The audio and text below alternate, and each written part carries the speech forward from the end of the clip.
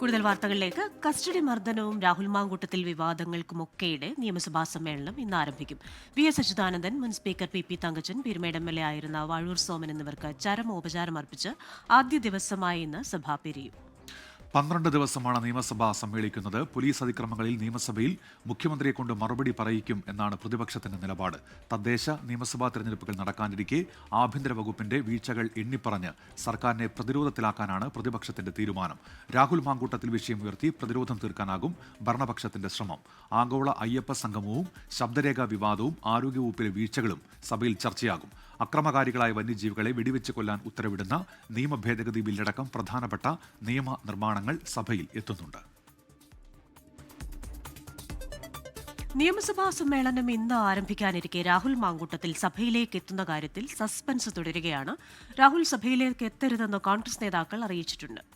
പാർട്ടിയെ പ്രതിരോധത്തിലാക്കില്ല എന്നാണ് നേതാക്കൾക്ക് രാഹുൽ നൽകിയിരിക്കുന്ന ഉറപ്പ്. വിവരങ്ങളുമായി ഇപ്പോൾ MG പ്രതീഷ് ചേരുന്നുണ്ട് തിരുവനന്തപുരത്ത് നിന്ന്.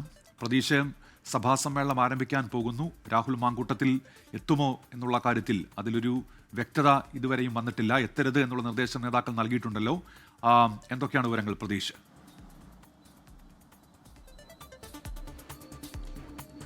ഉന്മേഷ, തദ്ദേശ നിയമസഭാ തെരഞ്ഞെടുപ്പ് അടുത്തിരിക്കെയുള്ള നിർണായകമായ നിയമസഭാ സമ്മേളനമാണ് ഇന്ന് ആരംഭിക്കുന്നത്. ഭരണ പ്രതിപക്ഷത്തിന് നിരവധി വിഷയങ്ങൾ ആരോപണ പ്രത്യാരോപണങ്ങളായി ഉന്നയിക്കാനുണ്ട്. പക്ഷേ അപ്പോഴും ഏറ്റവും പ്രധാനപ്പെട്ട ആകാംക്ഷ ലൈംഗിക പീഡന പരാതിയിൽ ആരോപണം നേരിട്ട രാഹുൽ മാങ്കൂട്ടത്തിൽ MLA ഇന്ന് സഭയിൽ എത്തുമോ എന്നതാണ്.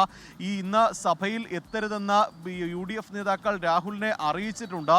പാർട്ടിയെ പ്രതിരോധത്തിലാക്കുന്ന ഒരു നിലപാട് രാഹുലിന്റെ ഭാഗത്ത് നിന്ന് ഉണ്ടാകില്ല എന്നതാണ് പ്രതീക്ഷിക്കുന്നത്. പക്ഷേ അവസാന നിമിഷത്തിൽ രാഹുൽ എത്തുമോ എന്നുള്ള ഒരു ആകാംക്ഷയും ഈ ഘട്ടത്തിൽ നിലനിൽക്കുന്നുണ്ട്. പാർലമെന്ററി പാർട്ടിയിൽ നിന്ന് രാഹുലിനെ പുറത്താക്കിയത് കാണിച്ച പ്രതിപക്ഷ നേതാവ് നേരത്തെ സ്പീക്കർക്ക് കത്ത് നൽകിയിരുന്നു. അതുകൊണ്ട് തന്നെ ഒരു പ്രത്യേക ബ്ലോക്കായിരിക്കും ഒരുപക്ഷെ സഭയിൽ രാഹുൽ എത്തിയാൽ ഇരിപ്പിടം ഉണ്ടാവുക. പ്രതിപക്ഷത്തിന് പുറകിലായിട്ടായിരിക്കും രാഹുലിന് ഇരിപ്പിടം അനുവദിക്കുന്നത്. പക്ഷേ ഈ വലിയ തരത്തിൽ ആരോപണങ്ങൾ ഒപ്പം വിമർശനങ്ങൾ സർക്കാരിന് മേൽ പ്രതിപക്ഷം ഉന്നയിക്കാനിടയുണ്ട്. കസ്റ്റഡി മർദ്ദനങ്ങൾ, ഒപ്പം അതുമായി ബന്ധപ്പെട്ടുള്ള ആഗോള അയ്യപ്പ സംഗമം, മറ്റ് വിഷയങ്ങളൊക്കെ തന്നെ നിരവധി ഉണ്ടായിരിക്കെ രാഹുൽ മാങ്കൂട്ടത്തിൽ സഭയിലെത്തിയാൽ രാഹുൽ വിഷയം ഉയർത്തിക്കാട്ടി ഇതിനെയൊക്കെ പ്രതിരോധിക്കാനുള്ളൊരു നീക്കം സർക്കാരിൻ്റെ അല്ലെങ്കിൽ ഭരണപക്ഷത്തിൻ്റെ ഭാഗത്തുനിന്നുണ്ടാകും. അതുകൊണ്ട് തന്നെ ഈ നിയമസഭാ സമ്മേളനത്തിൽ രാഹുൽ എത്തരുതെന്ന ഒരു നിലപാടാണ് ഭൂരിപക്ഷം UDF നേതാക്കൾക്കുമുള്ളത്. പക്ഷേ അപ്പോഴും ഈ UDFിലും കോൺഗ്രസിലും തന്നെ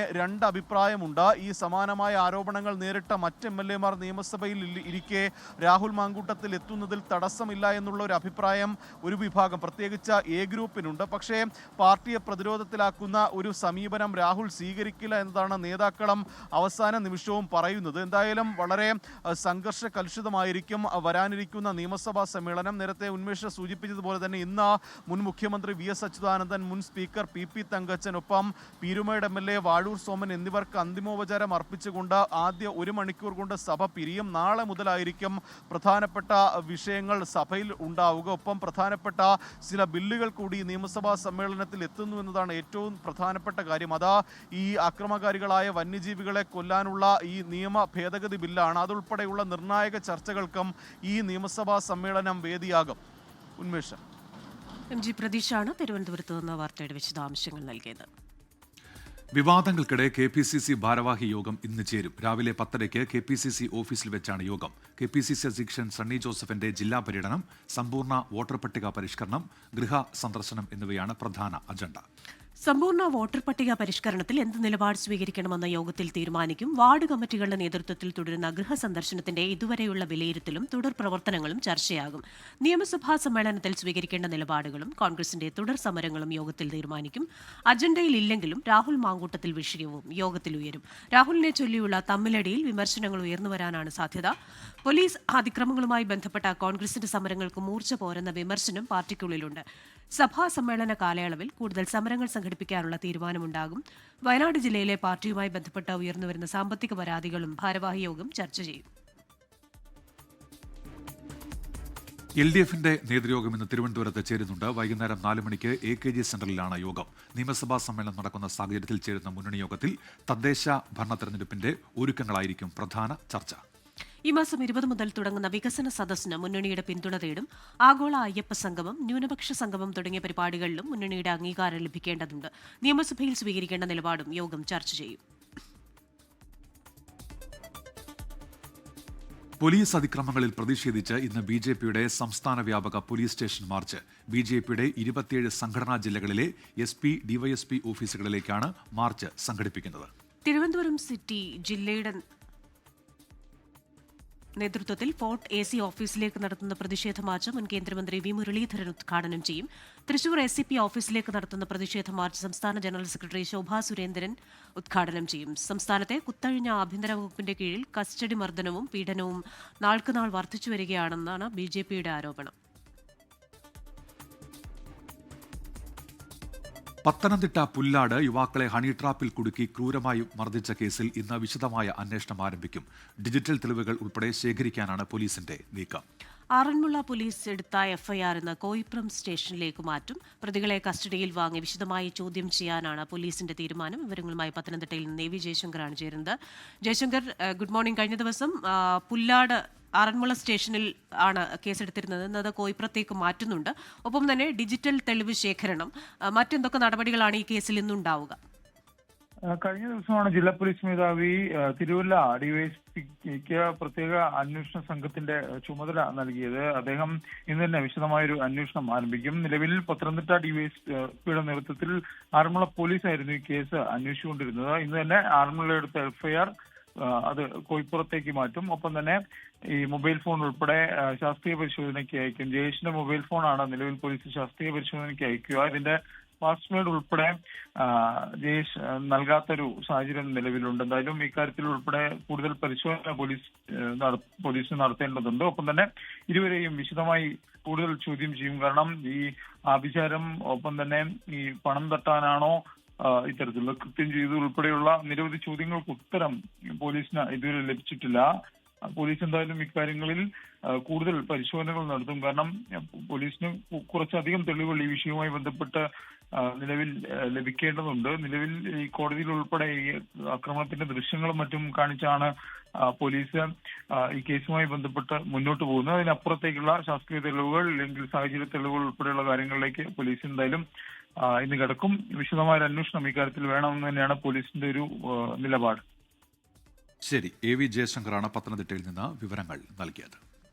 കിളിമാനൂരിൽ വയോധികനെ വാഹനമിടിപ്പിച്ചു കൊലപ്പെടുത്തിയ കേസിലെ പ്രതിയായ പാറശാല SHO അനിൽകുമാറിനെതിരെ ഇന്ന് വകുപ്പുതല നടപടിയുണ്ടാകും.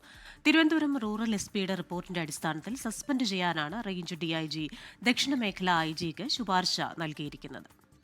MG പ്രതീഷാണ് വിവരങ്ങളുമായി ഇപ്പോൾ ചേരുന്നത്. പ്രതീഷ്, ഈ നടപടി എപ്പോൾ പ്രതീക്ഷിക്കാം? പ്രതീഷ്,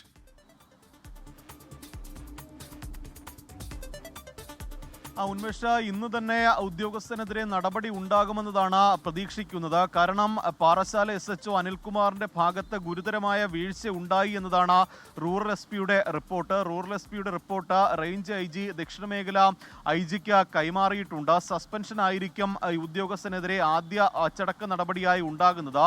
ഇതിൽ കിളിമാനൂരിൽ വെച്ച ഈ വഴിയാത്രക്കാരനായ രാജനെ ഇടിച്ചു തെറിപ്പിക്കുകയും വാഹനം ഇടിച്ചതിന് ശേഷം നിർത്താതെ പോവുകയുമായിരുന്നു അനിൽകുമാർ ചെയ്തത്. 1 മണിക്കൂറോളം ചോരയിൽ കുളിച്ചു കിടന്ന രാജൻ ആശുപത്രിയിൽ എത്തുമ്പോഴേക്കും മരിച്ചിരുന്നു. ഇത്തരത്തിൽ വാഹനം ഇടിച്ച് അപകടമുണ്ടാക്കിയിട്ടും ഈ അപകടം പറ്റിയ ആളെ രക്ഷിക്കാൻ പോലും ഈ ഉദ്യോഗസ്ഥന്റെ ഭാഗത്തുനിന്ന് ഒരു ശ്രമം ഉണ്ടായില്ല എന്നതാണ് ഈ റിപ്പോർട്ടിലടക്കം പറയുന്നത്. അതുകൊണ്ട് തന്നെ ഉദ്യോഗസ്ഥനെതിരെ കർശന നടപടി വേണമെന്ന ഒരു നിർദ്ദേശം റൂറൽ SP റിപ്പോർട്ടിൽ നൽകിയിട്ടുണ്ട്. ബംഗളൂരുവിലായിരുന്ന അനിൽകുമാർ ഈ തിരുവനന്തപുരത്ത് തിരിച്ചെത്തിയിട്ടുണ്ട്. ഈ മുൻകൂർ ജാമ്യത്തിനും ഉദ്യോഗസ്ഥൻ ശ്രമിക്കുന്നു എന്നതാണ് വിവരം. ഈ അന്വേഷണവുമായി ബന്ധപ്പെട്ട ഈ അന്വേഷണ ചുമതലയുള്ള ആറ്റിങ്ങൽ DYSPക്ക് മുന്നിൽ ഹാജരാകാൻ റൂറൽ SP ഈ ഉദ്യോഗസ്ഥന് നിർദ്ദേശം നൽകിയിട്ടുണ്ട്. അതിനു മുന്നോടിയായി തന്നെ അച്ചടക്ക നടപടി ഉണ്ടാകുമെന്നതാണ് പ്രതീക്ഷിക്കുന്നത്. ഉന്മേഷ്, ശരി. MG പ്രതീഷാണ് തിരുവനന്തപുരത്ത് നിന്ന് വാർത്തയുടെ വിശദാംശങ്ങൾ നൽകിയത്. ഇനി കായിക വാർത്തകൾ.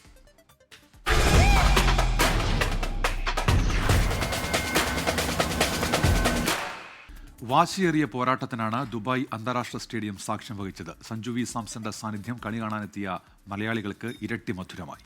കനത്ത ചൂടിലും ദുബായ് സ്റ്റേഡിയം നിറഞ്ഞു കവിഞ്ഞിരുന്നു. ദുബായിൽ നിന്നും അരുൺ പാറാട്ട് തയ്യാറാക്കിയ റിപ്പോർട്ടിലേക്ക്. ഏഷ്യ കപ്പ് UAE-യിലേക്ക് വരുന്നു എന്ന് അറിഞ്ഞതു മുതൽ തന്നെ ഇവിടെയുള്ള ഇന്ത്യ പാകിസ്ഥാൻ ആരാധകരെല്ലാവരും വലിയ സന്തോഷത്തിലായിരുന്നു. അതിനാൽ തന്നെ ഇന്നത്തെ മത്സരത്തിന്റെ ടിക്കറ്റുകൾ ചൂടപ്പം പോലെയാണ് വിറ്റഴിഞ്ഞത്.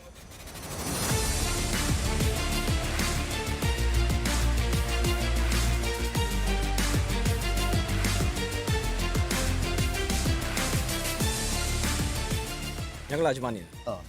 നേരത്തെ ടിക്കറ്റൊക്കെ നേരത്തെ കിട്ടിയോ? ടിക്കറ്റ് ഞങ്ങൾ ഗ്രൂപ്പ് ടിക്കറ്റാണ് എടുത്തത്. ഏഷ്യ കപ്പ് ദുബായിലാണെന്ന് പ്രഖ്യാപിച്ചതിന് അന്ന് മുതൽ നമ്മൾ ടിക്കറ്റിന് വേണ്ടി വെയിറ്റ് ചെയ്യാണ്. വൻവില കൊടുത്ത് കാണാൻ വന്നത് തന്നെ അതുകൊണ്ടാണ്. ഇന്ത്യ പാകിസ്ഥാൻ മത്സരമായതുകൊണ്ട് ആവേശപൂർണ്ണമായിരിക്കും എന്ന് നമുക്കറിയാം.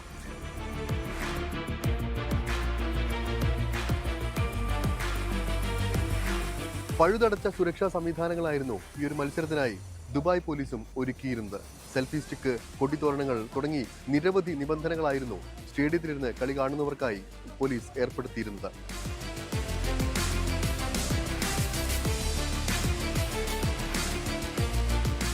ഏകദേശം ഇന്ത്യ ജയിക്കുമെന്ന് ഉറപ്പായതോടുകൂടി കളി തീരുന്നതിന് മുൻപ് പാകിസ്ഥാൻ ആരാധകർ സ്റ്റേഡിയത്തിൽ നിന്ന് കൂട്ടമായി പുറത്തേക്കിറങ്ങി. Two days India's wins. Inshallah, next time, maybe next Sunday, the 21st Pakistan versus again India's match coming. Inshallah, we will win. और पाकिस्तान क्रिकेट बोर्ड जो चीफ सेलेक्टर है आकिब जावेद को शर्म आनी चाहिए जिससे ये टीम सेलेक्ट की है, और उनको सोचना चाहिए जो बाबर आजम और रिजवान को बाहर करके इन लोगों को मौका दिया. ये लोग हैं जिम्बाब्वे के खिलाफ खेलने के जो छोटी टीमें हैं, ബാക്കി ബഡി ടീമോं के खिलाफ खेलने के काबिल नहीं है. ഇത്തരത്തിൽ മനോഹരമായ ഒരു കളി നേരിട്ട് കാണാനായതിന്റെ സന്തോഷത്തിലാണ് ഓരോ ഇന്ത്യൻ ആരാധകനും ഈ സ്റ്റേഡിയത്തോട് വിട പറഞ്ഞത്.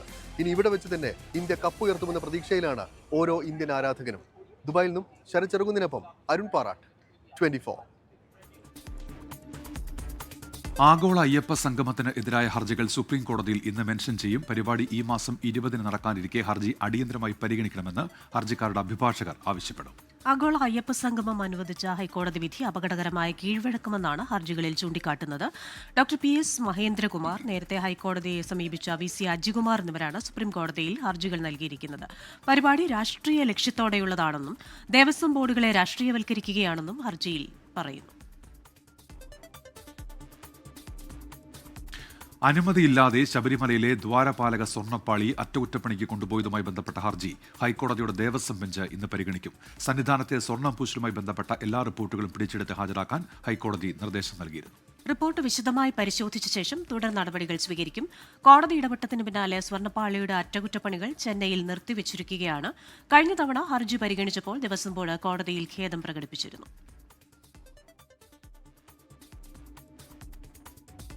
പാലിയക്കരയിലെ ടോൾ വിലക്ക് തുടരണമോ എന്ന കാര്യവും ഹൈക്കോടതിയുടെ പരിഗണനയ്ക്ക് ഇന്ന് വരും. ഇടപ്പള്ളി മണ്ണുത്തി ദേശീയപാത നിർമ്മാണവുമായി ബന്ധപ്പെട്ട റിപ്പോർട്ട് ജില്ലാ കളക്ടർ കോടതിയിൽ സമർപ്പിക്കും. അടിപ്പാത നിർമ്മാണം നടക്കുന്ന പ്രദേശത്ത് അപകടം പതിവാണെന്ന് കഴിഞ്ഞ തവണ പോലീസ് റിപ്പോർട്ട് നൽകിയിരുന്നു.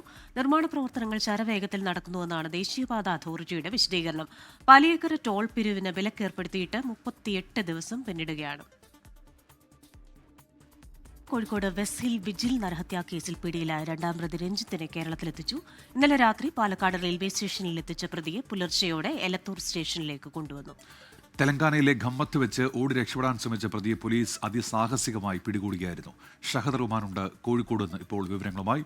ഷഹദ്, ഇപ്പോൾ നിലവിൽ എലത്തൂരിലാണോ ഈ പ്രതി ഉള്ളത്? എന്തൊക്കെയാണ് വിവരങ്ങൾ? ഈ DNA പരിശോധനയ്ക്കുള്ള നടപടികൾ ഇന്ന് ആരംഭിക്കുമോ Shahad? Good morning Christina, Unmesh.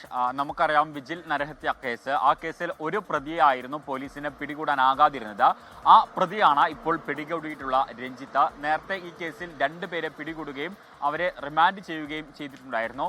ഈ ഇപ്പം പിടികൂടിയിട്ടുള്ള 3ാമത്തെ പ്രതി അദ്ദേഹം തെലങ്കാനയിലായിരുന്നു അയാൾ ഉണ്ടായിരുന്നത്. അവിടെ നിന്നുമാണ് പോലീസ് ഇയാളെ പിടികൂടിയിട്ടുണ്ടായിരുന്നത്. പോലീസിനെ കണ്ട സമയത്ത് ഓടി രക്ഷപ്പെടാനാണ് ശ്രമിച്ചിട്ടുണ്ടായിരുന്നത്. പിന്നീട് അതിസാഹസികമായിട്ടാണ് പോലീസ് ഇയാളെ അവിടെ നിന്നും പിടികൂടിയിട്ടുണ്ടായിരുന്നത്. തുടർന്ന് ഇന്നലെ രാത്രിയോടുകൂടി പാലക്കാട് എത്തിക്കുകയും ഇന്ന് പുലർച്ചയോടുകൂടി എലത്തൂർ പോലീസ് സ്റ്റേഷനിലേക്ക് കൊണ്ടുവരികയുമാണ് ചെയ്തിട്ടുള്ളത്. അത് പ്രതിയുമായി ബന്ധപ്പെട്ട വിശദാംശങ്ങൾ അതാണ്. ഇനി ഈ സംഭവ സ്ഥലത്തെത്തിച്ച് തെളിവെടുപ്പ് നടത്തേണ്ടത് കൂടിയുണ്ട്. അതേ സമയത്ത് ഈ കേസുമായി ബന്ധപ്പെട്ട് കഴിഞ്ഞ ദിവസം വിജിലിൻ്റെതെന്ന് സംശയിക്കുന്ന അസ്ഥികൾ കണ്ടെത്തിയിട്ടുണ്ടായിരുന്നു. ആ അസ്ഥി ഇനി ബന്ധുക്കൾക്ക് വിട്ടു നൽകണമെങ്കിൽ അതിൻ്റെ DNA പരിശോധനാ ഫലം പുറത്തു വരണം. ഇപ്പോൾ DNA പരിശോധനയ്ക്കായിട്ട് ഇന്ന് ഈ കുടുംബാംഗങ്ങളുടെ, അതായത് അച്ഛൻ്റെയും അമ്മയുടെയും സഹോദരനെയും ഒക്കെ രക്തസാമ്പിൾ ശേഖരിക്കും. രക്തസാമ്പിൾ ശേഖരിച്ച് കണ്ണൂരിൽ അയച്ചതിന് ശേഷം ആ ഫലം പുറത്തു വന്നാലായിരിക്കും ഈ അസ്ഥികൾ ഈ കുടുംബത്തിന് വിട്ടു നൽകുക. ഷഹദ് റഹ്മാനാണ് കോഴിക്കോട് നിന്ന് വാർത്തയുടെ വിശദാംശങ്ങളുമായി ചേർന്നത്. കോഴിക്കോട് നിന്ന് കാണാതായ 13-കാരനെ 10 ദിവസം കഴിഞ്ഞിട്ടും കണ്ടെത്താനാകാതെ പോലീസ്. കോഴിക്കോട് കോടഞ്ചേരി മൈക്കാവിന് സമീപം ചുണ്ടക്കുന്ന് 4 സെന്റ് ഉന്നതിയിലെ വിജിത് വിനീതിനെയാണ് കാണാതായത്. കോടഞ്ചേരി പോലീസാണ് അന്വേഷണം നടത്തുന്നത്. തിരുവോണ ദിവസം രാവിലെ 11 മണിക്ക് വീട്ടിൽ നിന്നിറങ്ങിയതാണ് വിജിത് വിനീത്. കൂട്ടുകാർക്കൊപ്പം താമരശ്ശേരിയിൽ സിനിമ കാണാൻ പോയിട്ടുണ്ട്. വൈകിട്ട് ഈങ്ങാപ്പുഴയിൽ പോയി. 6 മണിക്ക് താമരശ്ശേരി ചുങ്കത്തെത്തിയതായും പോലീസിന് വിവരമുണ്ട്. രാത്രി 8 മണിക്ക് ഓമശ്ശേരി ബസ് സ്റ്റാൻഡ് പരിസരത്ത് കുട്ടിയെത്തിയ CCTV ദൃശ്യവും പോലീസിന് ലഭിച്ചു. പക്ഷേ ഇതുവരെ കണ്ടെത്താൻ കഴിഞ്ഞിട്ടില്ല. പട്ടികവർഗ വിഭാഗത്തിൽപ്പെടുന്ന കുടുംബമാണ്. പുറം ലോകവുമായി അധികം പരിചയമില്ല. ബസ് സ്റ്റാൻഡുകൾ, റെയിൽവേ സ്റ്റേഷൻ തുടങ്ങി പൊതു ഇടങ്ങൾ കേന്ദ്രീകരിച്ച് പോലീസ് ഇതിനകം തന്നെ അന്വേഷണം നടത്തിയിരുന്നു. മകനെ കണ്ടെത്താൻ കഴിയാത്തതിന്റെ ആശങ്കയിലാണ് രക്ഷിതാക്കൾ. അവനിതുവരെ അങ്ങനെ വീട് വിട്ടവനായിട്ട് ഇറങ്ങി പോയിട്ടില്ല. അവനൊരു ഇച്ചിരി നേരം വൈകുമ്പോഴത്തേക്കും അവന് അച്ഛനെ വിളിച്ച് പറയുന്ന ആളാ. ഞാൻ ഇന്ന സ്ഥലത്ത് ഉണ്ട് അച്ഛന്നുള്ളതും വിളിച്ച് പറയുന്ന ആളാണ്. എവിടെ പോയാലും സ്കൂളിൽ തന്നെ ഒരു ചെറിയ എന്തെങ്കിലും ഒരു പരിപാടിക്ക് ചേർന്നിട്ടുണ്ടെങ്കിലും കുറച്ച് നേരം വൈകുമ്പോഴത്തേക്കിനും വിളിച്ച് പറയും. കാണാതാകുന്ന സമയത്ത് കുട്ടിയുടെ കയ്യിൽ കൂട്ടുകാരൻ നൽകിയ 15 രൂപ മാത്രമാണ് ഉണ്ടായിരുന്നത്. Koodathai Saint Mary's higher secondary സ്കൂളിലെ 8ാം ക്ലാസ് വിദ്യാർത്ഥിയാണ് വിജിത്ത്. കോടഞ്ചേരി പോലീസ് അന്വേഷണം ഊർജിതമാക്കി. 24 കോഴിക്കോട്. പഞ്ചാബിലെ പ്രളയബാധിത പ്രദേശങ്ങളിൽ പ്രതിപക്ഷ നേതാവ് രാഹുൽ ഗാന്ധി ഇന്ന് സന്ദർശനം നടത്തും. അമൃത്സറിലും ഗുരുദാസ്പൂരിലുമാണ് രാഹുലിന്റെ സന്ദർശനം. വെള്ളപ്പൊക്കത്തെ തുടർന്ന് ക്യാമ്പുകളിൽ കഴിയുന്ന കുടുംബങ്ങളെയും കൃഷിനാശം സംഭവിച്ച കർഷകരെയും രാഹുൽ നേരിട്ട് കാണും. കോൺഗ്രസ് പ്രവർത്തകരുടെ ദുരിതാശ്വാസ പ്രവർത്തനങ്ങളും രാഹുൽ വിലയിരുത്തും. നേരത്തെ പ്രധാനമന്ത്രി നരേന്ദ്രമോദിയും പഞ്ചാബിലെ ദുരിതബാധിത പ്രദേശങ്ങളിൽ സന്ദർശനം നടത്തിയിരുന്നു.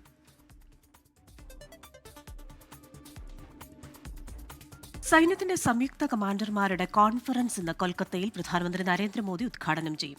ഓപ്പറേഷൻ സിന്ദൂറിന് ശേഷമുള്ള ആദ്യ സംയുക്ത കമാൻഡർമാരുടെ കോൺഫറൻസാണ് നടക്കാൻ പോകുന്നത്. പ്രതിരോധ മന്ത്രി രാജ്നാഥ് സിംഗ്, ദേശീയ സുരക്ഷാ ഉപദേഷ്ടാവ് അജിത് ദോവൽ എന്നിവർ പങ്കെടുക്കും. വിജയദുർഗിലെ കിഴക്കൻ കമാൻഡ് ആസ്ഥാനത്താണ് 3 ദിവസത്തെ കോൺഫറൻസ് ചേരുക. 4 മണിക്കൂറോളം പ്രധാനമന്ത്രി ഈ പരിപാടിയിൽ പങ്കെടുക്കും. ഭാവിയിലേക്കുള്ള പരിവർത്തനത്തിനായുള്ള പരിഷ്കാരങ്ങളുടെ വർഷം എന്ന ആശയത്തിലാണ് ഇത്തവണത്തെ കോൺഫറൻസ്. ഇനി ചില ദേശീയ വാർത്തകൾ ചുരുക്കത്തിൽ.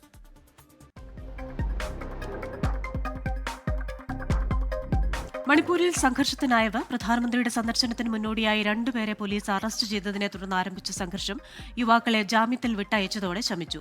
പ്രധാനമന്ത്രി നരേന്ദ്രമോദിയെ സ്വീകരിക്കാനായി സ്ഥാപിച്ച തോരണങ്ങൾ നശിപ്പിച്ചതിനെ ചൊല്ലി വ്യാഴാഴ്ച നടന്ന തർക്കത്തിലാണ് പോലീസ് 2 പേരെ അറസ്റ്റ് ചെയ്തത്. സംഘർഷത്തിന് തുടർച്ചയുണ്ടാകുമോ എന്നാണ് ഇനി നോക്കുന്നത്. പ്രധാനമന്ത്രി നരേന്ദ്രമോദി ഇന്ന് ബീഹാറിലെ പൂർണിയ ജില്ലയിലെത്തും. ജില്ലയിൽ നടപ്പാക്കുന്ന 36,000 കോടി രൂപയുടെ വികസന പദ്ധതികൾക്ക് പ്രധാനമന്ത്രി തുടക്കമിടും. സന്ദർശന വേളയിൽ വടക്കൻ ബീഹാർ ജില്ലയിൽ പുതുതായി വികസിപ്പിച്ച വിമാനത്താവള ടെർമിനൽ പ്രധാനമന്ത്രി ഉദ്ഘാടനം ചെയ്യും. ഇതോടെ മേഖലയുടെ ദീർഘകാലമായുള്ള വ്യോമ കണക്ടിവിറ്റിയുടെ ആവശ്യം നിറവേറും. കർഷകരെ ലക്ഷ്യമിട്ട് കേന്ദ്ര ബജറ്റിൽ പ്രഖ്യാപിച്ച മഖാന ബോർഡിന്റെ ഉദ്ഘാടനവും ഇന്ന് നടക്കും. അസമിൽ ഭൂചലനത്തെ തുടർന്നുണ്ടായ അപകടത്തിൽ പ്രായപൂർത്തിയാകാത്ത 2 കുട്ടികൾക്ക് പരിക്കേറ്റു. ഇന്നലെ 5.8 തീവ്രത രേഖപ്പെടുത്തിയ ഭൂകമ്പത്തെ തുടർന്ന് അസമിന്റെ വിവിധ ഭാഗങ്ങളിൽ നാശനഷ്ടങ്ങൾ റിപ്പോർട്ട് ചെയ്തു. വീടിന്റെ മേൽക്കൂര തകർന്നു വീണാണ് 2 പെൺകുട്ടികൾക്ക് പരിക്കേറ്റത്. ദേശീയ എഞ്ചിനീയറിംഗ് ദിനമായ ഇന്ന് ഇൻഡിഗോയിൽ മെയിൻ്റനൻസ് ടെക്നീഷ്യന്മാരായ വനിതാ ബാച്ചിനെ ഉൾപ്പെടുത്തി പ്രത്യേക യാത്ര. ഇൻഡിഗോയിൽ 44.8% സ്ത്രീ ജീവനക്കാരുണ്ട്. ഇൻഡിഗോയിലെ എഞ്ചിനീയറിംഗ് വിഭാഗം വനിതകൾക്കായുള്ള യാത്ര സാങ്കേതിക റോളുകളിൽ പ്രാതിനിധ്യം വികസിപ്പിക്കുന്നതിലും തുല്യ അവസരങ്ങൾ സൃഷ്ടിക്കുന്നതിലും പ്രധാന ചുവടുവയ്പായി മാറുമെന്ന് അധികൃതർ. ഡൽഹിയിൽ വീണ്ടും ചൂട് കൂടുന്നു. ഇന്നലെ താപനില 34.4 ഡിഗ്രി സെൽഷ്യസ് രേഖപ്പെടുത്തി. ഇത് സീസണിലെ ശരാശരിയേക്കാൾ 2.1 ഡിഗ്രി സെൽഷ്യസ് കൂടുതലാണെന്ന് ഇന്ത്യൻ കാലാവസ്ഥാ വകുപ്പ്. അതേസമയം ഇന്ന് നേരിയ മഴയ്ക്ക് സാധ്യതയുണ്ടെന്നും IMDയുടെ പ്രവചനം. വഖഫ് ഭേദഗതി നിയമത്തിന്റെ ഭരണഘടനാ സാധുത ചോദ്യം ചെയ്ത് സമർപ്പിച്ച ഹർജികളിൽ സുപ്രീംകോടതി ഇന്ന് ഇടക്കാല വിധി പറയും. കഴിഞ്ഞ മെയ് 22-നാണ് ഹർജികളിൽ സുപ്രീംകോടതി വിധി പറയാൻ മാറ്റിയത്. Chief justice BR Gavai, justice AG Masih എന്നിവരുടെ ബെഞ്ചാണ് വിധി പറയുക. വിവരങ്ങളുമായി ഡൽഹിയിൽ നിന്ന് ബൽറാം നെടുങ്ങാടി ചേരുകയാണ്. Balram, good morning. ഈ ഇടക്കാല വിധി എന്ന് വരുമ്പോൾ ഇന്നത്തെ കോടതി നടപടികൾ എങ്ങനെയായിരിക്കും, എപ്പോഴായിരിക്കും ഇതിന്റെ ഒരു സമയം? Very good morning Christina. Unmesh, ഇന്ന് രാവിലെ 10:30 തന്നെ ചീഫ് ജസ്റ്റിസ് BR ഗവായ് അധ്യക്ഷനായ ബെഞ്ച് ഈ കേസിലെ വിധി പറയും. ഈ വഖഫ് നിയമത്തിന്റെ ഭരണഘടനാ സാധുത ചോദ്യം ചെയ്താണ് ഈ ഹർജി സമർപ്പിച്ചിരിക്കുന്ന ഹർജിക്കാർ എങ്കിൽ പോലും ഇതിൽ ഇടക്കാല ഉത്തരവാണ് ഇന്ന് ഉണ്ടാവുക. അതായത് ഈ വഖഫ് നിയമത്തിലെ ചില വകുപ്പുകൾ റദ്ദാക്കണം എന്ന ഹർജിക്കാരുടെ ആവശ്യത്തിലായിരിക്കും ഇന്ന് സുപ്രീം കോടതിയിൽ നിന്നും വിധി പറയുക. അതേസമയം ഇതിന്റെ പ്രധാന ഹർജി എന്നുള്ളത് ഈ ഭരണഘടനാ സാധുത ചോദ്യം ചെയ്തുള്ളതാണ്. അത് പിന്നീടായിരിക്കും കോടതി പരിഗണിക്കുക. പ്രധാനമായും ഈ ഒരു ഹർജി ഈ ഒരു ബില്ല് ഭരണഘടനാ വിരുദ്ധമാണ് എന്നുള്ളതാണ് ഹർജിക്കാർ ചൂണ്ടിക്കാണിക്കുന്നത്. അതിൽ പ്രധാനമായും വഖഫ് സ്വത്തുക്കൾ പിടിച്ചെടുക്കാനുള്ള നീക്കമാണ് ഇതിലൂടെ നടത്തുന്നത് എന്നും വഖഫ് ബോർഡുകളിൽ ഇതര മതസ്ഥരുടെ നിയമനം തെറ്റാണ് എന്നും ഹർജിക്കാർ ചൂണ്ടിക്കാണിക്കുന്നുണ്ട്. ഇതോടൊപ്പം തന്നെ 5 വർഷം മുസ്ലിം മതം അനുഷ്ഠിക്കണമെന്ന വ്യവസ്ഥ ഒഴിവാക്കണം എന്നുള്ളതും ഈ ഹർജിയിൽ ചൂണ്ടിക്കാണിക്കുന്നുണ്ട്. ഇതോടൊപ്പം തന്നെ ദീർഘകാല ഉപയോഗം കൊണ്ട് തന്നെ വഖഫായ സ്വത്തുക്കൾക്ക് നിയമസാധുതയുണ്ട്. അതുകൊണ്ട് തന്നെ അത്തരം സ്വത്തുക്കൾ ഈ പുതിയ നിയമത്തിൽ അതുപോലും ഉൾപ്പെടുത്തുന്നില്ല എന്നുള്ളത് വലിയ ലംഘനമായി മാറുന്നു എന്ന് ഹർജിക്കാർ ചൂണ്ടിക്കാണിക്കുന്നു. എല്ലാ സ്വത്തുക്കൾക്കും രേഖകൾ നിർബന്ധമാക്കാനാകില്ല എന്നാണ് ഹർജിക്കാർ വ്യക്തമാക്കിയത്. അതേസമയം കേന്ദ്ര സർക്കാർ ആകട്ടെ ഈ നിയമത്തിന് നിയമസാധുതയുണ്ട് എന്നുള്ളതാണ് ചൂണ്ടിക്കാണിക്കുന്നത്. ഭരണഘടനാ വിരുദ്ധമായ യാതൊരു തരത്തിലുള്ള വ്യവസ്ഥകളും ഈ ബില്ലിൽ ഇല്ല എന്നും കൂടാതെ വഖഫ് ഇസ്ലാമിന്റെ അനിവാര്യമായ ഒരു മതാചാരമല്ല എന്നുമാണ് കേന്ദ്ര സർക്കാർ സുപ്രീം കോടതിയിൽ വാദിച്ചത്. എന്തായാലും ഈ വാദങ്ങൾ പൂർത്തിയാക്കിയ ശേഷമാണ് മെയ് 22-ന് വിധി പറയാനായി സുപ്രീം കോടതി മാറ്റിയിരിക്കുന്നത്. ഇന്ന് ഈ വിഷയത്തിലുള്ള സുപ്രധാന വിധിയാണ് സുപ്രീം കോടതിയിൽ നിന്നും വരാനിരിക്കുന്നത്. ഉന്മേഷ്, ക്രിസ്റ്റീന. ബൽറാം നെടുങ്ങാടിയാണ് ഡൽഹിയിൽ നിന്ന് വിശദാംശങ്ങൾ നൽകിയത്. ഇസ്രയേലിനെതിരെ അറബ് ഇസ്ലാമിക് ഐക്യമുന്നണി നീക്കമുണ്ടാകുമോ എന്ന് ഇന്നറിയാം. ദോഹയിൽ ഇസ്രയേൽ നടത്തിയ ആക്രമണത്തിന്റെ പശ്ചാത്തലത്തിൽ നടക്കുന്ന അറബ് ഇസ്ലാമിക് ഉച്ചകോടി ഇന്ന് ഖത്തറിൽ നടക്കും. ഇന്നലെ നടന്ന വിദേശകാര്യമന്ത്രിമാരുടെ യോഗത്തിൽ കടുത്ത പ്രതികരണവുമായാണ് അറബ് നേതാക്കൾ രംഗത്തെത്തിയത്. ഇസ്രയേലിന് ശക്തമായ മറുപടി നൽകുമെന്ന് ഖത്തർ പ്രധാനമന്ത്രി മുന്നറിയിപ്പ് നൽകിയിരുന്നു. ഇസ്രായേൽ ഖത്തറിനുമേൽ നടത്തിയ മിസൈൽ ആക്രമണത്തിൽ പ്രതിഷേധിച്ച് ഉച്ചകോടിയിൽ അവതരിപ്പിക്കുന്ന പ്രമേയത്തിന്റെ ഉള്ളടക്കത്തിലേക്കാണ് ലോകം ഉറ്റുനോക്കുന്നത്. ഒരു സംഘടിതമായ നീക്കം തള്ളാനാകില്ലെന്നാണ് അറബ് നേതാക്കൾ ഇന്നലെ നടത്തിയ പ്രതികരണം സൂചിപ്പിക്കുന്നത്. ഇസ്രായേൽ നടത്തുന്ന ആക്രമണങ്ങളിൽ അന്താരാഷ്ട്ര സമൂഹം ഇരട്ടത്താപ്പ് അവസാനിപ്പിക്കണമെന്ന് ഖത്തർ പ്രധാനമന്ത്രി Sheikh Mohammed bin Abdul Rahman അൽ താനി പറഞ്ഞിരുന്നു. ഗസയ്ക്കുമേലുള്ള ആക്രമണം അവസാനിപ്പിക്കുന്നതിനായി മുന്നോട്ട് വയ്ക്കുന്ന എല്ലാ നിർദ്ദേശങ്ങളും കണ്ടില്ലെന്നു നടിക്കുന്നതിലൂടെ യുദ്ധം മറ്റു രാജ്യങ്ങളിലേക്ക് വ്യാപിപ്പിക്കാനാണ് ഇസ്രായേൽ ശ്രമിക്കുന്നതെന്നും ഖത്തർ പ്രധാനമന്ത്രി കൂട്ടിച്ചേർത്തു.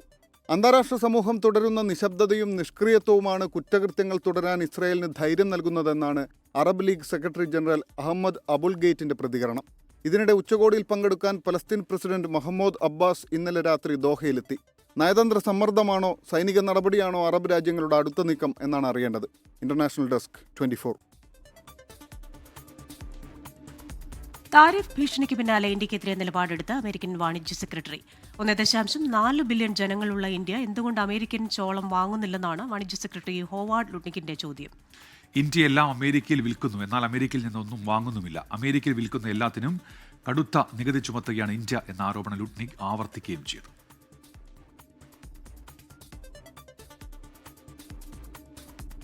American state secretary Marco Rubio Israel പ്രധാനമന്ത്രി ബെഞ്ചമിൻ നെതന്യാഹുവുമായി കൂടിക്കാഴ്ച നടത്തി. അതിനിടെ ഗസയിൽ ആക്രമണം കടുപ്പിക്കുകയാണ് ഇസ്രയേൽ. 30 പാർപ്പിട സമുച്ചയങ്ങൾ ബോംബിട്ട് തകർത്തു. 48 പേർ കൊല്ലപ്പെട്ടെന്നാണ് റിപ്പോർട്ട്. അമേരിക്കയിലെ ന്യൂജേഴ്സിയിൽ നിന്ന് മധു കൊട്ടാരക്കരയാണ് ചേരുന്നത്. മധു, ഗുഡ് ഈവനിംഗ്. ഇപ്പോൾ പ്രശ്നപരിഹാരത്തിനായാണ് അമേരിക്കൻ സ്റ്റേറ്റ് സെക്രട്ടറി ഇസ്രയേലിൽ എത്തിയിരിക്കുന്നത്. പ്രധാനമന്ത്രിയുമായി കൂടിക്കാഴ്ച നടത്തിയെന്ന് പറയുമ്പോഴും ആക്രമണം കടുപ്പിക്കുകയാണ് ഇസ്രയേൽ. പ്രത്യേക പ്രദേശങ്ങളൊക്കെ പിടിച്ചെടുക്കുമെന്ന ആ ഒരു നീക്കവുമായി മുന്നോട്ട് പോവുകയാണ്. ഹമാസിനെ ഉന്മൂലനം ചെയ്യുമെന്നൊക്കെയാണ് പറയുന്നത്. അപ്പോൾ ഏത് രീതിയിലുള്ള ഒരു പ്രശ്നപരിഹാരത്തിനാണ് അമേരിക്ക ശ്രമിക്കുന്നത്? Good morning Unmesh, Christina. പശ്ചിമേഷ്യയെ സംബന്ധിച്ച് വലിയ നിർണായകമായ ഒരു ദിവസമാണ് ഇന്ന്. അതുകൊണ്ട് തന്നെയാണ് US സ്റ്റേറ്റ് സെക്രട്ടറി മാർക്കോ റൂബിയോയെ president Donald Trump Israel Benjamin പ്രധാനമന്ത്രി നെതന്യാഹുവുമായിട്ട് കൂടിക്കാഴ്ച നടത്തുവാനായിട്ട് അവിടെ എത്തിച്ചിരിക്കുന്നത്. ഇവർ തമ്മിലുള്ള കൂടിക്കാഴ്ച നടന്നു കഴിഞ്ഞിരിക്കുകയാണ്. അതേസമയം ഗസ നഗരത്തിലെ 30ഓളം പാർപ്പിട സമുച്ചയങ്ങൾ ഇസ്രായേൽ സൈന്യം നശിപ്പിച്ചു എന്നുള്ള റിപ്പോർട്ടുകൾ വരുന്നുണ്ട്. അവിടുത്തെ ആയിരക്കണക്കിന് ആളുകളെ അവരുടെ വീടുകളിൽ നിന്ന് ഈ സൈന്യം സൈന്യം പുറത്താക്കുകയും ചെയ്തിട്ടുണ്ട്. ഹമാസിനെ ഉന്മൂലനം ചെയ്യുന്നതിന്റെ ഭാഗമായി അവർക്കെതിരെ ഇസ്രായേൽ അന്തിമ യുദ്ധം പ്രഖ്യാപിച്ചിരിക്കുകയാണ്. ഏതാണ്ട് 10 ലക്ഷത്തോളം പാലസ്തീനികൾ അഭയം പ്രാപിച്ചിരിക്കുന്ന ഒരു നഗരം പിടിച്ചെടുക്കുമെന്ന് ഇസ്രായേൽ നേരത്തെ അറിയിക്കുകയും ചെയ്തിട്ടുണ്ട്. അതേസമയം ഏറെ നിർണായകമായ അറബ് ഇസ്ലാമിക് ഉച്ചകോടി ഇന്ന് നടക്കുകയാണ്. പശ്ചിമേഷ്യയെ സാധാരണ നിലയിലേക്ക് എത്തിക്കുവാനുള്ള ശ്രമങ്ങൾ ഇസ്രായേൽ നശിപ്പിച്ചു എന്നൊരു പ്രമേയം ഈ ഉച്ചകോടിയിൽ അവതരിപ്പിക്കും എന്നാണ് കരുതുന്നത്. ഈ പ്രമേയത്തിൽ പ്രധാനമായും പറഞ്ഞിരിക്കുന്നത് ഇങ്ങനെയാണ്: ഖത്തറിനെതിരെ ക്രൂരമായ ഇസ്രയേലി ആക്രമണവും വംശീയ ഉന്മൂലനം, പട്ടിണി, അതുപോലെ ഉപരോധം, കോളനിവൽക്കരണ പ്രവർത്തനങ്ങൾ എന്നിവയുൾപ്പെടെയുള്ള ഈ ഇസ്രയേലിന്റെ ശത്രുതാപരമായ പ്രവൃത്തികൾ ഈ മേഖലയിലെ സമാധാനത്തിന് ഭീഷണിയാണെന്നുള്ളതായിരിക്കും ഈ പ്രമേയത്തിൽ എടുത്തു പറയുക. അതേസമയം ഈ വംശഹത്യ ആരോപണം ഇസ്രായേൽ നിഷേധിച്ചിരിക്കുകയാണ്. അവസാന ബന്ദിയും കിട്ടും വരെ ഹമാസിനെതിരെയുള്ള പോരാട്ടം തുടരുമെന്നാണ് ബെഞ്ചമിൻ നെതന്യാഹു പറഞ്ഞിരിക്കുന്നത്. ഖത്തറിലുള്ള ഹമാസ് നേതാക്കളെ ഇല്ലാതാക്കുന്നതോടെ ഈ ബന്ദികളെ മോചിപ്പിക്കുവാനുള്ള ശ്രമങ്ങൾ ലക്ഷ്യം കാണുമെന്ന് നെതന്യാഹു വീണ്ടും ആവർത്തിക്കുകയാണ്. അതേസമയം ഇസ്രായേലിന്റെ പ്രവൃത്തി മൂലം ഹമാസുമായിട്ടുള്ള ഈ ബന്ദികളെ മോചിപ്പിക്കാനുള്ള ശ്രമങ്ങൾ അവസാനിപ്പിക്കില്ല എന്നും ഈജിപ്തിനും യുഎസിനും ഒപ്പം ഈ ശ്രമങ്ങൾ തുടരുമെന്ന് Qatari prime minister Sheikh Mohammed bin Al Thani അറിയിക്കുകയും ചെയ്തിട്ടുണ്ട്. ക്രിസ്റ്റീന ഉന്മേഷ്. ശരി, മധു കൊട്ടാരക്കരയാണ് അമേരിക്കയിലെ ന്യൂജേഴ്സിയിൽ നിന്ന് വിവരങ്ങൾ നൽകിയത്. വാർത്താലോകത്തിൽ ഇനി മധ്യപൂർവേഷ്യയിൽ നിന്നുള്ള വാർത്തയാണ്. കേരളവും ഒമാനും തമ്മിലുള്ള ചരിത്രപരമായ ബന്ധത്തിന്റെ മായാത്ത അടയാളമാണ് സലാലയിലെ ചേരമാൻ പെരുമാളിന്റെ സ്മൃതി കുടീരം. പ്രവാചകന്റെ കാലത്ത് മക്കയിലെത്തി ഇസ്ലാം മതം സ്വീകരിച്ച ചേരമാൻ പെരുമാളിന്റെ അന്ത്യവിശ്രമ സ്ഥലത്തെത്തി പ്രാർത്ഥിക്കാൻ കേരളത്തിൽ നിന്നുൾപ്പെടെ നിരവധി വിശ്വാസികളാണ് ഇപ്പോഴും എത്തുന്നത്. സലാലയിൽ നിന്നും അൻവർ പാലരി തയ്യാറാക്കിയ റിപ്പോർട്ടിലേക്കാണ് ഇനി. AD 883-84 കാലഘട്ടത്തിൽ മഹാദേവപുരം, അതായത് ഇന്നത്തെ കൊടുങ്ങല്ലൂർ ആസ്ഥാനമായി ഭരണം നടത്തിയിരുന്ന ചേര രാജവംശത്തിലെ രണ്ടാമത്തെ രാജാവായിരുന്നു ചേരമാൻ നായനാർ പെരുമാൾ. അദ്ദേഹം പ്രവാചകന്റെ കാലത്ത്, അതായത് അന്ന് ഇസ്ലാമിനെ പരിചയപ്പെടുത്താൻ ധാരാളം യമനികൾ കേരളത്തിലെത്തിയിരുന്നു. അവരിൽ നിന്ന് ഇസ്ലാമിനെ കുറിച്ച് പഠിക്കുകയും മനസ്സിലാക്കുകയും ചെയ്ത ശേഷം ഇസ്ലാം സ്വീകരിക്കാൻ വേണ്ടി അദ്ദേഹം മക്കയിലേക്ക് പ്രവാചകനെ കാണാൻ വേണ്ടി പുറപ്പെട്ടു എന്നാണ് ചരിത്രം. അവിടെ വെച്ച് ഇസ്ലാം സ്വീകരിച്ച് താജുദ്ദീൻ എന്ന പേര് സ്വീകരിച്ചുകൊണ്ട് തിരിച്ചു വരുന്ന വഴിയിൽ സലാലയിൽ വെച്ച് ചേരമാൻ പെരുമാൾ എന്നറിയപ്പെടുന്ന താജുദ്ദീൻ മരണപ്പെട്ടു എന്നാണ് പറയപ്പെടുന്നത്. അദ്ദേഹത്തിന്റെ കബറിടമാണ് ഈ കാണുന്നത്. അതുപോലെ തന്നെ തൊട്ടടുത്തുള്ള മറ്റൊരു കബറിടം കൂടിയുണ്ട്, അദ്ദേഹത്തിന്റെ അനിയയുടേതാണ്. നേരത്തെ ഇവിടെ ഒരു പള്ളി ഉണ്ടായിരുന്നു, ഇപ്പോൾ ആ പള്ളി നീക്കം ചെയ്തിട്ടുണ്ട്. എന്തായാലും ഇപ്പോഴും ധാരാളം ആളുകൾ സിയാറത്ത് നടത്താൻ ഈ മക്ബറയിൽ സ്ഥിരമായി എത്താറുണ്ട്. സലാലയിലാണ് ഈ ഖബറിടം കിടക്കുന്നത്. ഈ പ്രദേശം കണ്ടാൽ തന്നെ അറിയാം, തികച്ചും കേരളീയമായ ഒരു ചുറ്റുപാടാണ്. ഇതിനെക്കുറിച്ചും ചില ആളുകൾ പറയുന്ന ചില കഥകളുണ്ട്. അദ്ദേഹത്തോടൊപ്പം കേരളത്തിൽ നിന്ന് വന്ന ആളായതുകൊണ്ടാണ് സലാലയിൽ ഇത്രയധികം നമ്മുടെ വാഴയും തെങ്ങും പപ്പായയും മറ്റ് എല്ലാ കാർഷിക സമ്പൽ സമൃദ്ധമാണ്. നമ്മുടെ കേരളത്തിലെ എല്ലാ കാർഷിക വിളകളും ഇവിടെ ലഭ്യമാണ്. ഇതിനെക്കുറിച്ച് ഇങ്ങനെയും ഒരു ചരിത്രം പലരും പറഞ്ഞു കേൾക്കാറുണ്ട്. വംശീയ ഭീഷണി രാജ്യത്ത് വെച്ചുപൊറുപ്പിക്കില്ലെന്ന് ബ്രിട്ടീഷ് പ്രധാനമന്ത്രി കിയർ സ്റ്റാമർ. തീവ്ര വലതുപക്ഷവാദിയായ ടോമി റോബിൻസണിന്റെ നേതൃത്വത്തിൽ നടന്ന കുടിയേറ്റ വിരുദ്ധ റാലിക്ക് പിന്നാലെയാണ് ബ്രിട്ടീഷ് പ്രധാനമന്ത്രിയുടെ പ്രതികരണം. യുണൈറ്റ് ദ കിങ്ഡം എന്ന പേരിൽ നടന്ന റാലിക്കിടെ പരക്കെ അക്രമങ്ങൾ അരങ്ങേറിയിരുന്നു. സമാധാനപരമായി പ്രതിഷേധിക്കാൻ ജനങ്ങൾക്ക് അവകാശമുണ്ട്, എന്നാൽ ദേശീയ പതാക ആക്രമണങ്ങൾക്ക് മറയാക്കാൻ അനുവദിക്കില്ല എന്നാണ് സ്റ്റാമറുടെ പ്രതികരണം.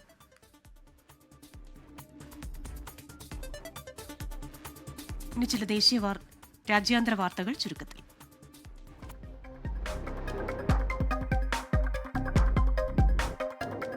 ഹമാസ് നേതാക്കളെ ഖത്തറിൽ വെച്ച് വധിക്കാൻ ശ്രമിച്ച ഇസ്രായേൽ തീരുമാനത്തെ ചാരസംഘടന മൊസാദ് എതിർത്തെന്ന റിപ്പോർട്ട്. എതിർപ്പിന്റെ കാരണങ്ങളും മൊസാദ് ഉന്നത ഉദ്യോഗസ്ഥർ പ്രധാനമന്ത്രി ബെഞ്ചമിൻ നെതന്യാഹുവിനോട് വ്യക്തമാക്കിയിരുന്നു. മൊസാദ് തലവൻ ഡേവിഡ് ബെർണിയാണ് എതിർപ്പ് അറിയിച്ചത്. ഖത്തറുമായി മൊസാദ് വളർത്തിയെടുത്ത ബന്ധത്തെ ആക്രമണം പ്രതികൂലമായി ബാധിക്കുന്നെന്ന് ചൂണ്ടിക്കാട്ടിയായിരുന്നു എതിർപ്പ്.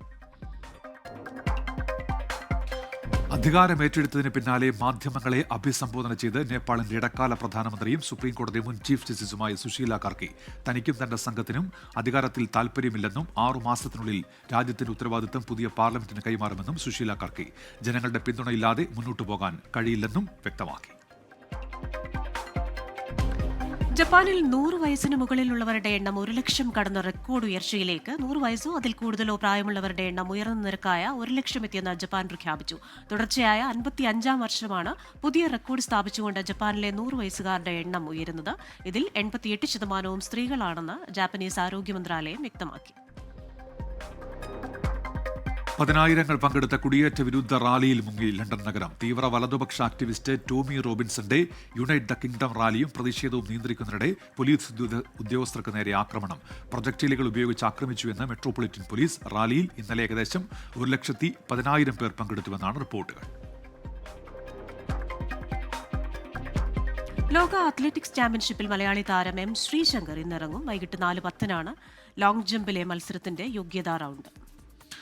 പരിക്കിന് ശേഷം കളത്തിലേക്ക് തിരിച്ചു വന്ന ശ്രീശങ്കർ ഉജ്ജ്വല പ്രകടനമാണ് കഴിഞ്ഞ മീറ്റുകളിലെല്ലാം നടത്തിയത്. വനിതകളുടെ 3000 മീറ്റർ സ്റ്റീപ്പിൾ ചേസിൽ പാറുൽ ചൌധരിക്കും ഇന്ന് ഹീറ്റ്സ് മത്സരം ഉണ്ട്.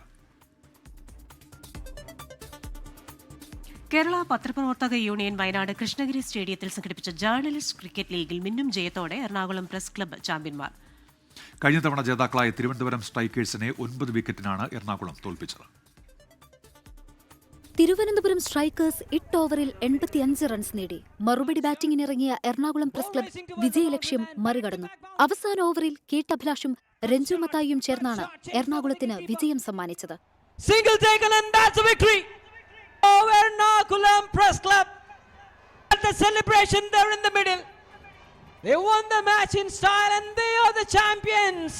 ടൂർണമെന്റിൽ 4 അർദ്ധ സെഞ്ചുറി നേടിയ KT അഭിലാഷാണ് മാൻ ഓഫ് ദ സീരീസും മികച്ച ബാറ്ററും. ഫൈനലിൽ എറണാകുളം ടീമിൽ ഉൾപ്പെട്ട 24 ന്യൂസിലെ രഞ്ജു മത്തായി പുറത്താകാതെ 32 റൺസ് നേടി.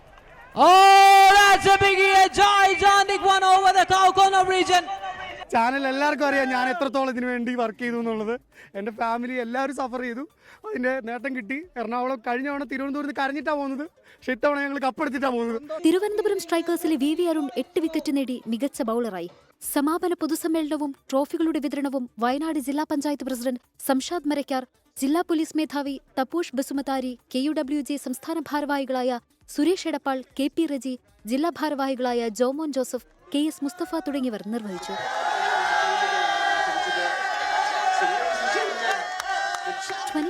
വയനാട്.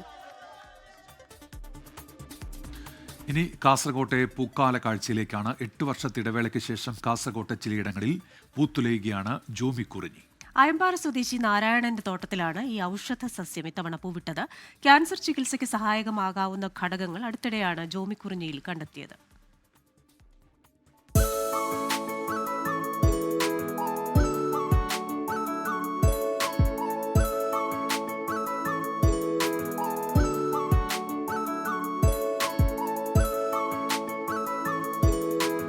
നീലക്കുറിഞ്ഞി പൂക്കുന്നത് 12 വർഷത്തിലൊരിക്കലാണെങ്കിൽ ജോമിക്കുറിഞ്ഞി 8 വർഷത്തിലൊരിക്കലാണ്.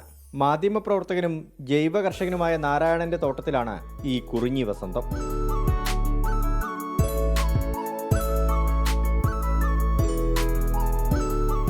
ജോമിക്കുറിഞ്ഞി പൂവുകളിലെ തേൻ തേടി തേനീച്ചകളും പൂമ്പാറ്റകളും പാറി നടക്കും. ചെറു സുഗന്ധമുള്ള ഈ പൂവുകൾ ഔഷധ സസ്യം കൂടിയാണ്.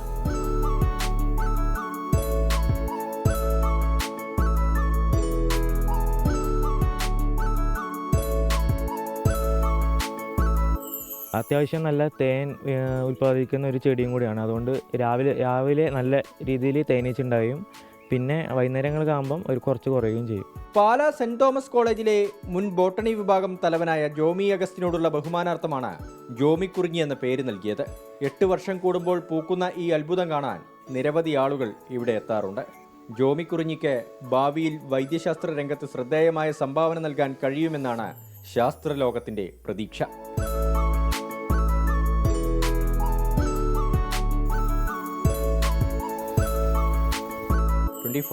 കാസർഗോഡ്.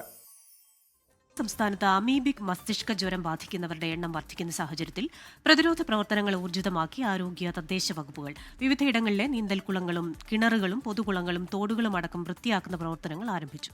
സംസ്ഥാനത്ത് നിലവിൽ 26 പേരാണ് രോഗം സ്ഥിരീകരിച്ച് ചികിത്സയിലുള്ളത്. കൂടുതൽ രോഗികൾ തിരുവനന്തപുരം, കോഴിക്കോട് ജില്ലകളിലാണ്. ഇവരുടെ ആരോഗ്യനിലയിൽ ആശങ്കപ്പെടേണ്ടതില്ല എന്ന് ആരോഗ്യവകുപ്പ് അറിയിച്ചു. അതേസമയം 2013 ഡോക്ടർമാരുടെ അമീബിക്കുമായി ബന്ധപ്പെട്ട പഠന റിപ്പോർട്ടിൽ അന്നത്തെ UDF സർക്കാർ ഒന്നും ചെയ്തില്ലെന്ന് ആരോഗ്യമന്ത്രി വീണ ജോർജ് ഇന്നലെയും സമൂഹമാധ്യമത്തിൽ കുറിച്ചു. ജേണലുകളിലും പ്രസിദ്ധീകരണങ്ങളിലും വരുന്നത് സർക്കാർ ശ്രദ്ധിക്കാറില്ല എന്നായിരുന്നു മന്ത്രിയുടെ വിശദീകരണം.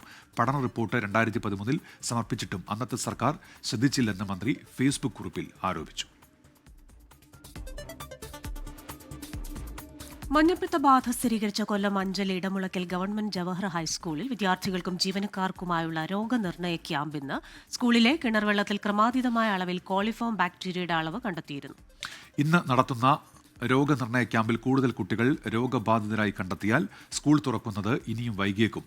രോഗവ്യാപന പശ്ചാത്തലത്തിൽ ഓണാവധിക്ക് ശേഷം സ്കൂൾ ഇതുവരെ തുറന്നിട്ടില്ല. സെപ്റ്റംബർ 1 സ്കൂളിൽ ആദ്യമായി വിദ്യാർത്ഥിക്ക് മഞ്ഞപ്പിത്ത ബാധ സ്ഥിരീകരിച്ചത്. മിൽമ പാൽ വില വർധനയിൽ അന്തിമ തീരുമാനമെന്നുണ്ടായേക്കും. തിരുവനന്തപുരത്ത് ഇന്ന് ചേരുന്ന മിൽമ ബോർഡ് യോഗത്തിൽ ഇക്കാര്യത്തിൽ തീരുമാനമുണ്ടാകാനാണ് സാധ്യത. ഉച്ചയ്ക്ക് 2 മണിക്കാണ് യോഗം. 3 മേഖലകളിൽ നിന്നുള്ള പ്രതിനിധികൾ യോഗത്തിൽ പങ്കെടുക്കും. പാൽവില വർധന ആവശ്യം പഠിക്കാൻ നിയോഗിച്ച കമ്മിറ്റിയുടെ റിപ്പോർട്ട് ബോർഡ് യോഗത്തിൽ ചർച്ച ചെയ്യും. 5 രൂപ വരെയെങ്കിലും വില വർദ്ധിപ്പിക്കണം എന്നാണ് ആവശ്യം. എന്നാൽ മധ്യമേഖല ഒഴികെയുള്ള മറ്റ് 2 മേഖലകളും ഇക്കാര്യത്തിൽ അന്തിമ തീരുമാനത്തിൽ എത്തിയിട്ടില്ല. പാൽവില കൂട്ടിയില്ലെങ്കിൽ പ്രതിഷേധത്തിലേക്ക് കടക്കുമെന്ന് ചില പ്രതിനിധികൾ മുന്നറിയിപ്പ് നൽകിയിട്ടുണ്ട്. കൊച്ചിയിൽ നടന്ന Swayamvara silks impresario miss Kerala silver jubilee എഡിഷനിൽ സൗന്ദര്യ കിരീടം ശ്രീനിധി സുരേഷിന്. അഞ്ജലി ഷമീർ ഫസ്റ്റ് റണ്ണറപ്പും നിതാര സൂസൻ ജേക്കബ് സെക്കൻഡ് റണ്ണറപ്പുമായി. കഴിഞ്ഞ വർഷത്തെ മിസ് കേരള മേഘ ആന്റണി ശ്രീനിധിയെ കിരീടം അണിയിച്ചു. മാസങ്ങൾ നീണ്ട കഠിനാധ്വാനത്തിന്റെ ഫലമാണ് നേട്ടമെന്ന് ശ്രീനിധി സുരേഷ് പറഞ്ഞു. എൻ്റെ pageant journey started A while ago. ആ സമയത്ത് എനിക്ക് കാല് ഫ്രാക്ചേർഡ് ആയിരുന്നു. എന്നിട്ടും ഞാൻ ആ ഫ്രാക്ചർ വെച്ചുകൊണ്ട് ഒരു പാജന്റ് ചെയ്തിട്ടുണ്ട്. അത്രയും വലിയൊരു ഡ്രീമായിരുന്നു എൻ്റെ ഈ മിസ് കേരള എന്ന ഡ്രീം. ഇപ്പോൾ എൻ്റെ ബാഗ് തുറന്ന് നോക്കിയാൽ അവിടെ ഒരു ക്രൗണും ഒരു സാഷും ഉണ്ട്. That is the level of dreaming that I have done. The support system I had, my friends, my family, ഇവരെല്ലാം തന്നെയാണ് കാരണം. ഈ ഒരു നിമിഷത്തിൽ all of us are very happy. ഭയങ്കര ഓൾഡാണ്, with lots of joy, but also none of us were here with expectations. ആര് ജയിച്ചാലും we would have agreed and accepted it because that is how close we became. Like ഒരു sisterhood എന്നുള്ളത് വളരെ important ആയിട്ടുള്ള ഒരു കാര്യമായിരുന്നു. in this entire journey we were there for each other, we were supporting each other, and that is the result that we are seeing here. It was very challenging because everyone was on an equal level of good. Everyone worked really hard to reach this stage, and I think the competition was very tough this time. But I'm glad we made it, and at the end of the day, I feel like everyone did their job and everyone is a winner in their own right. ഇനി ചില അറിയിപ്പുകളിലേക്ക്. UAEയിൽ പുറം ജോലി ചെയ്യുന്ന തൊഴിലാളികൾക്ക് ഏർപ്പെടുത്തിയിരുന്ന ഉച്ചവിശ്രമ സമയം അവസാനിക്കുകയാണ്. ഇന്നു മുതൽ ജോലി സമയം പഴയ രീതിയിൽ ക്രമീകരിക്കും. രാവിലെ 8 മുതൽ വൈകിട്ട് 5 വരെയായിരിക്കും തൊഴിലാളികളുടെ ജോലി സമയമെന്ന് മാനവ വിഭവശേഷി സ്വദേശിവൽക്കരണ മന്ത്രാലയം അറിയിച്ചിട്ടുണ്ട്. വേനൽ ചൂടിന് നേരിയ ശമനം വന്നതിന് പിന്നാലെയാണ് വീണ്ടും ജോലി സമയം പഴയ രീതിയിൽ പുനഃക്രമീകരിക്കുന്നത്. സംസ്ഥാനത്ത് ഇന്ന് മുതൽ ഇടിമിന്നലോട് കൂടിയ മഴയ്ക്ക് സാധ്യത എന്ന് കേന്ദ്ര കാലാവസ്ഥാ വകുപ്പ്. ഒറ്റപ്പെട്ട ഇടങ്ങളിൽ ഇന്ന് മുതൽ വ്യാഴാഴ്ച വരെ ഇടിമിന്നലോട് കൂടിയ മഴയുണ്ടാകും. അതേസമയം പ്രത്യേക അലർട്ടുകളൊന്നും നിലവിലില്ല എന്നും കേന്ദ്ര കാലാവസ്ഥാ വകുപ്പ്. UPI വഴി തെരഞ്ഞെടുത്ത കാറ്റഗറിയിലുള്ള പണമിടപാടുകളുടെ പരിധി ഉയർത്തിയ നാഷണൽ പേയ്മെന്റ്സ് കോർപ്പറേഷൻ ഓഫ് ഇന്ത്യയുടെ നടപടി ഇന്നു മുതൽ പ്രാബല്യത്തിൽ. നികുതി പേയ്മെന്റ്, ഇൻഷുറൻസ് പ്രീമിയം, EMI, മൂലധന വിപണി നിക്ഷേപം തുടങ്ങിയ പ്രത്യേക വിഭാഗങ്ങൾക്കായാണ് പരിധി ഉയർത്തിയത്. ഇത്തരം ഇടപാടുകൾക്കായി 24 മണിക്കൂറിനകം UPI വഴി 10 ലക്ഷം രൂപ വരെ കൈമാറാൻ സാധിക്കും. വോട്ടർ പട്ടികയുടെ സമഗ്ര പരിഷ്കരണത്തിലെ പ്രധാന ഘട്ടം ഇന്ന് ആരംഭിക്കും. 2002ലെയും 2005ലെയും പട്ടികകൾ ഡിജിറ്റൽ താരതമ്യമാണ് നടക്കുക. 20-ാം തീയതി രാഷ്ട്രീയ പാർട്ടികളുടെ യോഗവും വിളിച്ചു ചേർത്തിട്ടുണ്ട്. കഴിഞ്ഞ വർഷത്തെ ആദായ നികുതി റിട്ടേണുകൾ പിഴയില്ലാതെ സമർപ്പിക്കാനുള്ള സമയപരിധി ഇന്ന് അവസാനിക്കുകയാണ്. 6 കോടിയിലധികം റിട്ടേണുകൾ ഇതുവരെ ലഭിച്ചതായി ആദായ നികുതി വകുപ്പ് അറിയിച്ചിട്ടുണ്ട്. ITR ഫയലിംഗ്, നികുതി അടയ്ക്കൽ, മറ്റ് അനുബന്ധ സേവനങ്ങൾ എന്നിവയ്ക്കായി നികുതിദായകരെ സഹായിക്കാനായി 24 മണിക്കൂറും ഹെൽപ്പ് ഡെസ്ക് പ്രവർത്തിക്കുന്നുണ്ടെന്നും കൂടാതെ കോളുകൾ, ലൈവ് ചാറ്റുകൾ, വെബെക്സ് സെഷനുകൾ, ട്വിറ്റർ, X എന്നിവയുടെ പിന്തുണയും നൽകുന്നുണ്ടെന്ന് അധികൃതർ അറിയിച്ചു. വൈസ് ചാൻസലർ സർക്കാർ പോര് സജീവമായിരിക്കെ ഉന്നത വിദ്യാഭ്യാസ വകുപ്പ് സംഘടിപ്പിക്കുന്ന മിനിസ്റ്റേഴ്സ് എക്സലൻസ് അവാർഡ് ഇന്ന് നടക്കും.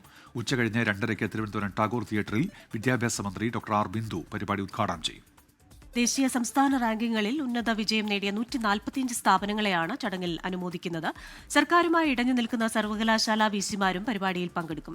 Kerala VC doctor Mohanan Kunnummal, Calicut VC doctor P Raveendran, സാങ്കേതിക സർവകലാശാല വിസി കെ ശിവപ്രസാദ് അടക്കമുള്ളവർ പരിപാടിയുടെ ഭാഗമാകും. 2 ദിവസങ്ങളിലായി നടക്കുന്ന പരിപാടിയിൽ അടുത്ത വർഷത്തേക്കുള്ള പ്രവർത്തന രേഖയും തയ്യാറാക്കും. പത്തനംതിട്ട പുല്ലാട് യുവാക്കളെ ഹണി ട്രാപ്പിൽപ്പെടുത്തി ക്രൂരമായി മർദ്ദിച്ച കേസിൽ ക്രൂരമർദ്ദനത്തിന്റെ ദൃശ്യങ്ങൾ പോലീസ് കണ്ടെടുത്തത് പ്രതി രശ്മിയുടെ ഫോണിൽ നിന്ന്. ഡമ്പൽ ഉപയോഗിച്ച് ശരീരത്തിൽ മർദ്ദിക്കുന്ന ദൃശ്യങ്ങൾ ഉൾപ്പെടെ ഭർത്താവ് ജയേഷ് ചിത്രീകരിച്ചു. ശരീരത്തിൽ സ്റ്റേപ്ലർ പിൻ അടിക്കുന്ന ദൃശ്യങ്ങൾ ഉൾപ്പെടെ ജയേഷിന്റെ ഫോണിലുണ്ടെന്നാണ് പോലീസ് പറയുന്നത്. ഫോൺ ശാസ്ത്രീയ പരിശോധനയ്ക്ക് അയക്കും. വിവരങ്ങളുമായി പത്തനംതിട്ടയിൽ നിന്ന് AV ജയശങ്കറാണ് ചേരുന്നത്. Jaishankar, good morning again. ഈ ദൃശ്യങ്ങൾ ചിത്രീകരിക്കുന്നു, ആ ചിത്രങ്ങളൊക്കെ രഹസ്യ ഫോൾഡറിലാണെന്ന് മറ്റുള്ള വാർത്തകളൊക്കെ കഴിഞ്ഞ ദിവസം വന്നിരുന്നല്ലോ. അതുകൊണ്ട് തന്നെ ഇത് പരിശോധനയ്ക്ക് അയക്കും മുമ്പ് അതൊക്കെ അൺലോക്ക് ചെയ്യണമെന്ന വാർത്തകളും ഉണ്ടായിരുന്നു. ഏത് രീതിയിലായിരിക്കും പോലീസ് ഈ ഡിജിറ്റൽ തെളിവുകൾ കൈകാര്യം ചെയ്യുക?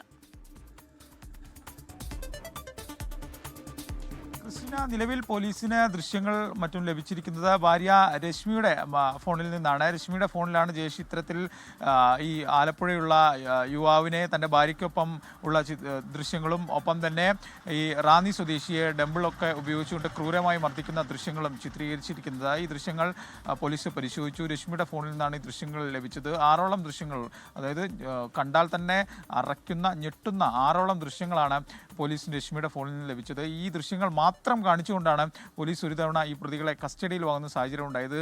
ദൃശ്യങ്ങളുടെ മാത്രം അടിസ്ഥാനത്തിൽ ഒരു കോടതി കസ്റ്റഡി നൽകുക എന്ന് പറയുമ്പോൾ തന്നെ നമുക്ക് ആ ദൃശ്യങ്ങളുടെ ഒരു ഗ്രാവിറ്റി മനസ്സിലാവും. എന്തായാലും ഈ ജയേഷ് ഇതുവരെ സ്വന്തം ഫോണിൻ്റെ പാസ്വേഡ് പോലീസിന് നൽകാൻ തയ്യാറായിട്ടില്ല. ആ ഫോണ് ശാസ്ത്രീയ പരിശോധനയ്ക്ക് അയക്കാനാണ് പോലീസിൻ്റെ തീരുമാനം. കേസ് ആറന്മുള പോലീസ് കോയിപ്രം പോലീസിന് കൈമാറിയ ശേഷമായിരിക്കും ഫോൺ എന്തായാലും ശാസ്ത്രീയ പരിശോധനയ്ക്ക് ഉൾപ്പെടെ അയക്കുക. കാരണം അന്വേഷണത്തോട് ജയേഷ് ഇന്നലെ മുതൽ സഹകരിക്കുന്നില്ല. ഈ കൃത്യങ്ങളൊക്കെ സംബന്ധിച്ച മൊഴി നൽകിയെങ്കിൽ പോലും, ഇല്ലെങ്കിൽ ഏറ്റു പറഞ്ഞെങ്കിൽ പോലും അതിനപ്പുറത്തേക്ക് എന്തിനാണ് ഈ കുറ്റകൃത്യം ചെയ്തതെന്നുൾപ്പെടെ ജയേഷ് ഇതുവരെ പോലീസിനോട് പറഞ്ഞിട്ടില്ല. ആ കാര്യങ്ങളിലൊക്കെ തന്നെ ഒരു അവ്യക്തതയുണ്ട്. കാരണം ആദ്യഘട്ടത്തിൽ ഈ ഹണി ട്രാപ്പ് എന്ന് പറഞ്ഞെങ്കിൽ പോലും അതിനപ്പുറത്തേക്ക് എന്താണ് കാരണമെന്ന് ജയേഷ് പറഞ്ഞിട്ടില്ല. അപ്പം തന്നെ പ്രതികളുടെ മാനസിക വൈകല്യം ഉൾപ്പെടെയുള്ള കാര്യങ്ങൾ പോലീസ് നിലവിൽ പരിശോധിച്ചു വരികയാണ്. എന്തായാലും വിശദമായ ഒരു അന്വേഷണം പോലീസിൻ്റെ ഭാഗത്ത് നിന്ന് ഇക്കാര്യത്തിൽ നിലവിൽ പുരോഗമിക്കുന്നു.